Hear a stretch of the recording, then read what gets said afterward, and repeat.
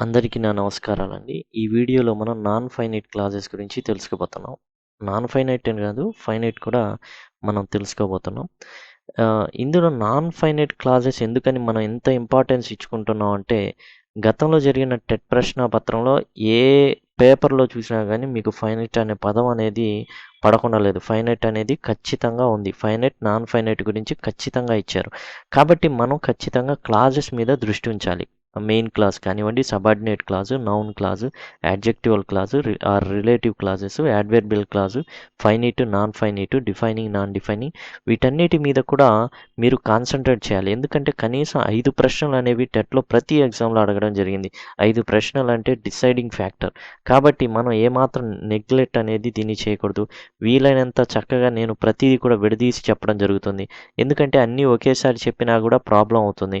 కాబట్టి మీరు చేయాల్సింది ఏందంటే, నేను క్లాజుల మీద చెప్పిన ప్రతి వీడియో ఏదైతే ఉందో దయచేసి దాన్ని చూడండి. తర్వాత మనం అంతా టోటల్‌గా ఏదైతే వీటన్నిటిని చెప్పుకున్నామో ఓవరాల్‌గా మనం ఒకసారి చర్చించుకుందాం. ఇక నాన్ ఫైనైట్ క్లాజెస్ అండి. అండ్ దీనికి ముందు మీకు ఒక వీడియో అచ్చంగా ఫైనైట్, నాన్ ఫైనైట్ క్లాజెస్ మీద ఇవ్వడం జరిగింది. అయితే ఇది మాత్రం ఏందంటే జస్ట్ ప్రాక్టీస్ అండి. ప్రాక్టీస్ దేంట్లో ప్రాక్టీస్ అంటే, మనకి 10థ్ క్లాస్‌లో ఇచ్చిన ఏవైతే ఎగ్జాంపుల్స్ ఉన్నాయో వాటి మీదే ఆ ఎగ్జాంపుల్సే మనకి యాక్చువల్‌గా ఎగ్జామ్‌లో అనేది ఇవ్వడం జరిగిందండి. ఈ ఫైనైట్, నాన్ ఫైనైట్ క్లాజెస్ ఏదైతే ఉన్నాయో ఇదిగోండి ఇక్కడ ఉన్నాయి చూసారా? ఈ 10 వీటినే టెట్ ఎగ్జామ్‌లో మార్చి మార్చి అడగడం అనేది జరిగింది. కాబట్టి ఇవి వెరీ వెరీ ఇంపార్టెంట్. వీటిని తీసుకొని మీకు అర్థమయ్యే విధంగా వీటిని నాన్ ఫైనైట్ అని వేటిని అంటారనేది మనం తెలుసుకుందాం. అట్లానే ఫైనైట్ అని వేటిని అంటారో కూడా మనం తెలుసుకుందాం. దానికన్నా ముందు మీరు గనక నా డైలీ వీడియోస్ రావట్లేదని భావించినట్లయితే అన్యథా భావించకుండా ఏం చేస్తారంటే, గతంలో ఏవైతే వీడియోస్ చేశానో అవన్నీ పీసీవిటెట్ 2020 sgt.blogspot.comలో ఉన్నాయి. తర్వాత స్కూల్ అసిస్టెంట్ వాళ్ళు ఎవరైతే టెట్ లేదా డిఎస్సి 2 కూడా ఇప్పుడు మీకు ఎస్జిటి టెట్ అండ్ డిఎస్సి 2 కూడా ఆ బ్లాగ్‌లో ఇవ్వడం అనేది జరుగుతుంది. ముందు టెట్ పోర్షన్ ఉంటుంది. తర్వాత కింద డిఎస్సి పోర్షన్ ఇవ్వడం జరుగుతుంది. అయితే స్కూల్ అసిస్టెంట్ వాళ్ళకి మాత్రం ఆల్రెడీ ఇచ్చేశాను. డైలీ అప్డేట్ చేస్తూ ఉంటాను. దయచేసి ఎవరైనా వీటిని చూస్తున్నట్లయితే దయచేసి రోజు ఒకసారి వెళ్ళిపోయి మీరు ఏ అయితే వీడియోలు మిస్ అయ్యారో అక్కడ చూసుకోవాల్సిందిగా కోరుకుంటున్నాను. అక్కడ బ్లూ లింక్ ఉంటుంది. జస్ట్ క్లిక్ చేయంగానే మీకు ఏదైతే సిలబస్ ఉంటుందో ఆ సిలబస్ ఎదురుగానే క్లిక్ చేయొచ్చు. అండ్ మేము ముందుండాలి, మాకు ఉద్యోగం కంపల్సరీ కావాలి అనుకునే వాళ్ళకి ఇది ఖచ్చితంగా ఉపయోగపడుతుంది. తర్వాత ఈ యొక్క యూట్యూబ్ ఛానల్లో ఉండే పీడిఎఫ్స్ కావాలనుకుంటే instamojo.com/pcv ఇంగ్లీష్‌కి వెళ్ళిపోయి అక్కడ నుంచి మీరు పీడిఎఫ్స్ అనేవి తీసుకోవచ్చు. ఇక నాన్ ఫైనైట్ క్లాజెస్ గురించి విషయానికి వస్తే ఇవి సబార్డినేట్ క్లాజెస్ అండి. అసలు నాన్ ఫైనైట్ క్లాజెస్ అని ఏంటంటారంటే సింపుల్‌గా 4 విషయాలు గుర్తుపెట్టుకోండి. 2+V1 అండి. 2+V1తో ఉండే క్లాజెస్ ఏవైతే ఉన్నాయో వాటిని నాన్ ఫైనైట్ క్లాజెస్ అంటారు. ఎందుకంటారంటే నాన్ ఫైనైట్ అని, నాన్ ఫైనైట్ అనడానికి కారణం ఏంటంటే దీనికి టెన్సెస్ అనేది ఆహ్, వర్తించవు. అంటే ఏ టెన్స్‌లో ఉందో అది ఎవరు చెప్పలేరు. అసలు ఉండదు. ఏ టెన్స్ ఉండకూడదనే ఉద్దేశంతో ఉన్నాయి non finite clauses. To enjoy ourselves. ఏ టెన్స్ అండి? ఇది చెప్పలేం. ఓకే. చూడండి we came here to enjoy ourselves. 2+V1 ఉన్నది. ఈ clause to enjoy ourselves అనేది ఏమవుతుంది అంటే నాన్ ఫైనైట్ క్లాజెస్ ఉంది. ఎలా అడుగుతారండి దీన్ని ఎగ్జామ్‌లో? చూడండి, I bought a computer for my sister. This has 2 finite verbs, no finite verbs. ఈ విధంగా అడుగుతాడు. ఫైనైట్ వెర్బ్స్ ఉందా?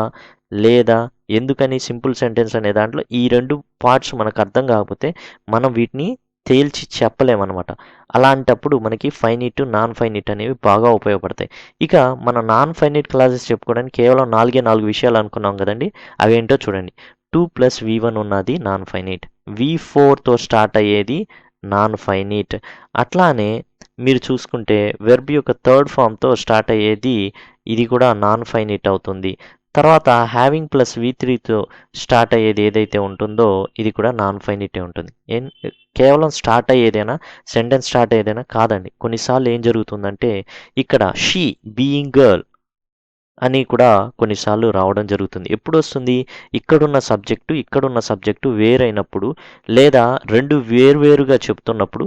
Suppose it is cloudy, we can't go home.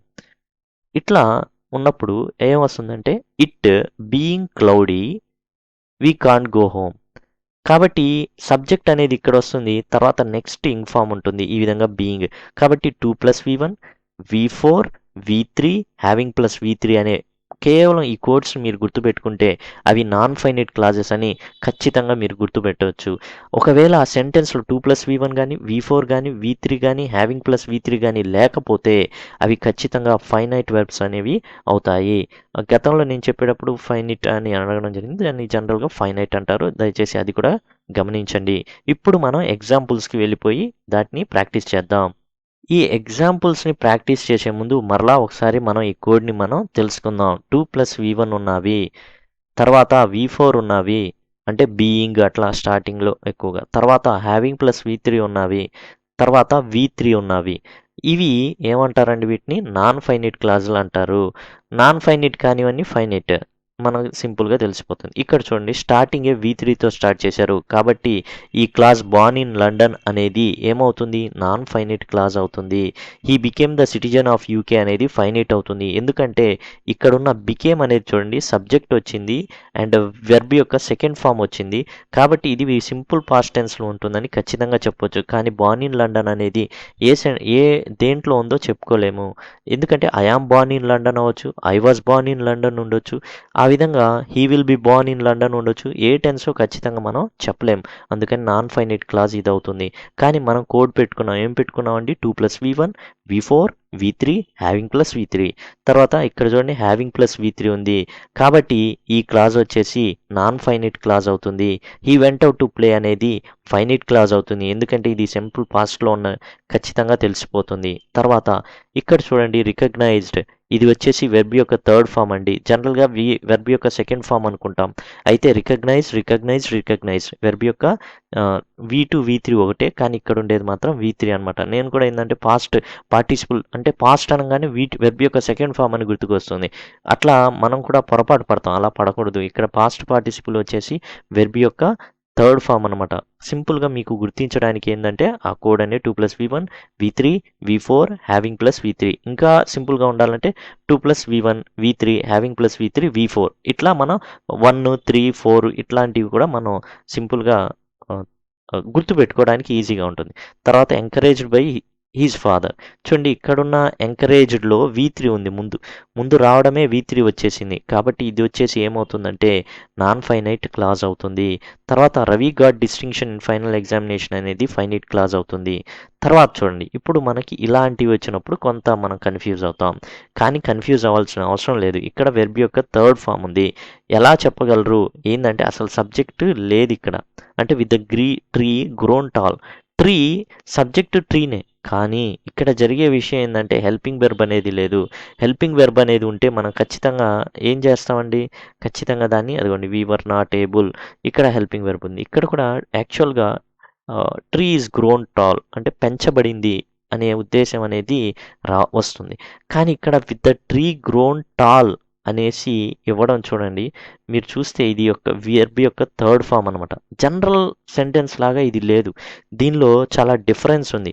జనరల్గా మనకి ఏం డిఫరెన్స్ కనబడుతుంది చెప్పండి? సబ్జెక్ట్తో స్టార్ట్ అవ్వాలి, కానీ సబ్జెక్ట్ లేదు. తర్వాత గ్రోన్ అని ఉన్నప్పుడు జనరల్గా ఇది వెర్బ్ యొక్క థర్డ్ ఫామ్ ఉన్నట్టు హెల్పింగ్ వెర్బ్ యొక్క సపోర్ట్ ఉండాలి. అలాంటిది ఏదీ లేదు. కేవలం వెర్బ్ యొక్క థర్డ్ ఫామ్తో ఫామ్ అయిపోయింది.